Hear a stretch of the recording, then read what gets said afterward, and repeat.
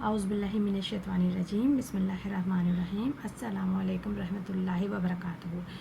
آج ہم سورہ فلق کا سبب نزول، ترجمہ، تفسیر اور سے بات کریں گے۔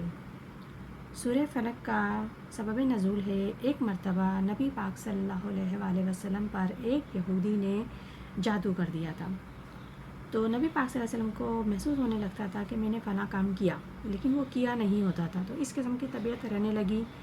تو ایسے میں جبرائیل علیہ السلام اللہ رب العزت کے حکم سے نازل ہوئے اور انہوں نے فرمایا، اے رسول اللہ، آپ کے اوپر ایک یہودی نے جادو کر دیا ہے، اس کا نام ولید بن عاصم ہے۔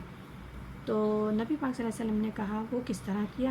انہوں نے کہا کہ ایک بچہ جو آپ کی خدمت گزار ہے، اس کے ذریعے اس کو لالچ وغیرہ دے کر اور اس کے ذریعے آپ کے کچھ بال اور کنگھے کے دندانے لے کر اس پہ علم پڑھ کر ایک پتھر کنویں کے اندر، ایک پتھر کے نیچے اسے مدفون کر دیا ہے۔ نبی پاک صلی اللہ علیہ وسلم نے کسی کو وہاں بھیجا، معلوم کروایا، تو وہ چیزیں نمودار ہوئیں۔ پھر جب نبی پاک صلی اللہ علیہ وسلم اسے لے کر آئے تو اس پر جبریل علیہ السلام نے کہا اب آپ یہ صورت پڑھیں۔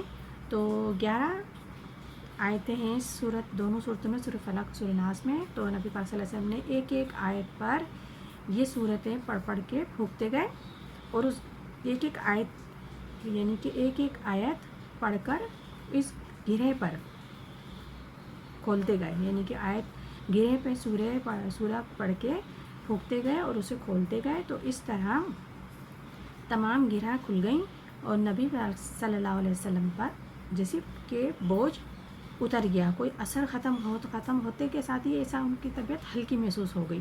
تو اس طرح جادو کے عمل کو ختم کیا گیا، جس میں اللہ تعالیٰ نے اس صورت میں فرمایا قل اعوذ برب الفلق۔ کیا فرمایا اللہ تعالیٰ نے؟ اے رسول صلی اللہ علیہ وسلم، قل کے معنی ہیں کہ اللہ تعالیٰ نبی پاک سے مخاطب ہوتے ہیں، اس میں تم فرما دیجئے اس میں پناہ مانگتا ہوں جو صبح کا پیدا کرنے والا ہے، یعنی کہ رات کی پھوٹنا اور صبح کا نمودار ہونا رات کے اندھیرے میں اکثر و بیشتر آفات کا سبب بنتے ہیں۔ رات کا اندھیرا اکثر و بیشتر آفات کا سبب بنتی ہے اور صبح کی روشنی اس کو دور کر دیتی ہے۔ جو شخص اس کی پناہ مانگے، اللہ تعالیٰ اس کو تمام آفت سے دور فرماتا ہے۔ پھر آگے اللہ تعالیٰ فرماتا ہے من شر ما خلق، اس کی سب مخلوق کی شر سے، یعنی کہ اس عالم میں جتنی مخلوقات ہیں سب کے شر سے پناہ مانگی ہے۔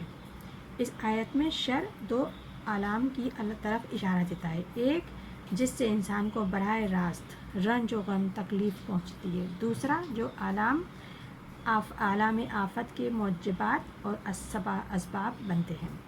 اس میں کفر، شرک بھی لفظ شر کے مفہوم میں داخل ہوتا ہے، ساری مخلوقات کا شر بھی اس میں داخل ہوتا ہے۔ آگے اللہ فرماتا ہے من شر غاسق اذا وقب، اندھیری ہونے والے کی شر سے اور جب وہ ڈوبنے لگے، یعنی کہ اندھیرے کا پھیل جانا معنی یہ ہے کہ اللہ تعالیٰ پناہ مانگتا ہے، اللہ تعالیٰ نے کہا ہے کہ میں پناہ مانگو جب اندھیرا پھیل جائے۔ رات کی تخصیص کی وجہ یہ ہے، یہ وقت جنات، شیاطین اور موذو جانور، حشرات الارض، چوروں ڈاکوں کے پھیلنے کا اور دشمنوں کے حملہ کرنے کا وقت ہوتا ہے، اور جادو کی تاثیر بھی رات میں زیادہ تر ہوتی ہے۔ صبح ہوتے ہی ان تمام چیزوں کا تسلط ختم ہو جاتا ہے۔ پھر آگے اللہ فرماتا ہے من شر النفاثات فی العقد، اور ان عورتوں کی شر سے جو گروہوں پر پھونکتی ہیں، یعنی کہ گروہوں پر پھونک مارنا، جادو کرنے والے وغیرہ ڈورے وغیرہ پر گرہ لگا کر اس پر پھونک مار کر جادو کے کلمات پڑھتے ہیں، اور اس میں مرد عورت دونوں شامل ہیں، لیکن جادو کا کام عموماً عورتیں زیادہ کرتی ہیں، کیونکہ جب نبی کریم صلی اللہ علیہ وسلم پہ جادو کیا گیا تھا تو ولید بن عاصم کی لڑکیاں تھیں وہ جادو کرنے والی، کیونکہ انہوں نے اپنے باپ کے کہنے پر ایسا کیا تھا۔ اس آیت کا سبب نزول بھی یہی چیز ہے۔ پھر آگے اللہ فرماتا ہے من شر حاسد اذا حسد، یعنی کہ اور حسد والوں کی شر سے، اور جب وہ مجھ سے ملیں یا جلیں، مجھ سے جب جلیں، حسد کریں۔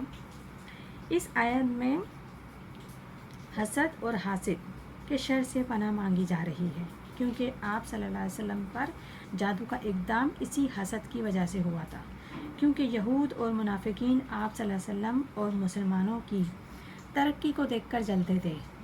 جب جنگ اور قتال میں آپ پہ غالب نہ آ سکے تو جادو کے ذریعے اپنی آگ بجھانے کی کوشش کری۔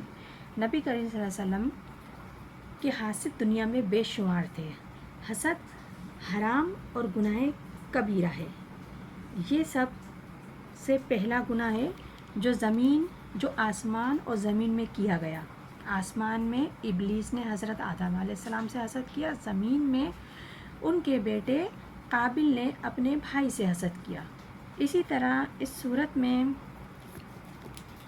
سورہ فلق یعنی کہ سورہ فلق میں 3 چیزوں سے خصوصی پناہ مانگنے کا ذکر کیا گیا ہے: رات کے اندھیرے سے، جادو اور حسد سے۔